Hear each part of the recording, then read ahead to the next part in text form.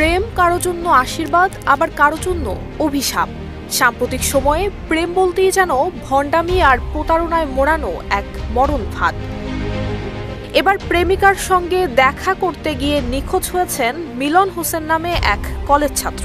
25 লাখ টাকা মুক্তিপণ দিলেও মেলেনি মুক্তি।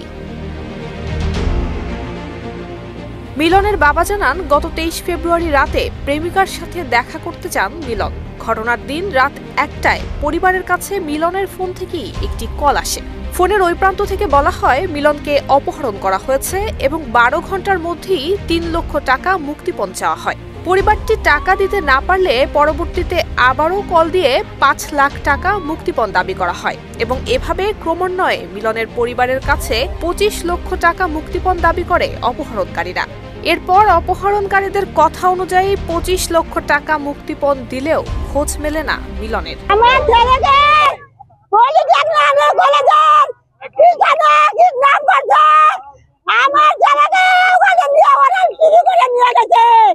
তারপর আমাকে বলছে 30 লক্ষ টাকা জোগাড় করতে। আমি 30 লক্ষ টাকা জোগাড় করতে পারিনি। তারপরে আমি কিছু নেই। তারপরে ওরা বলছে 25 লক্ষ টাকা জোগাড় করতে।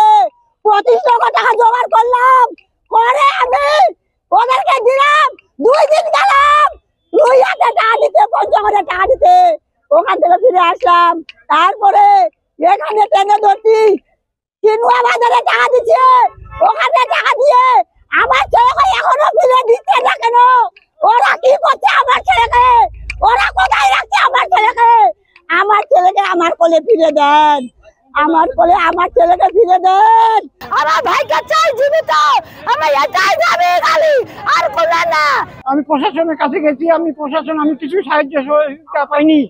আমি নিরুপায়ভাবে আমার ছেলেকে পাওয়ার জন্য আমি টাকা ট্রেনে দিয়েছি, কিন্তু আমার ছেলে এখনো আমার ছেলে পাইনি।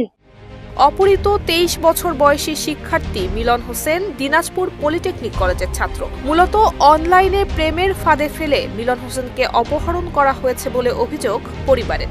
এরই মধ্যে মিলনকে দ্রুত ফিরে পেতে এবং ঘটনায় জড়িতদের গ্রেফতারে ঠাকুরগাঁও চৌরাস্তায় মানববন্ধন করেছে মিলনের পরিবার এবং এলাকাবাসীরা। নুসরাত জাহান মেহেক, ঢাকা পোস্ট।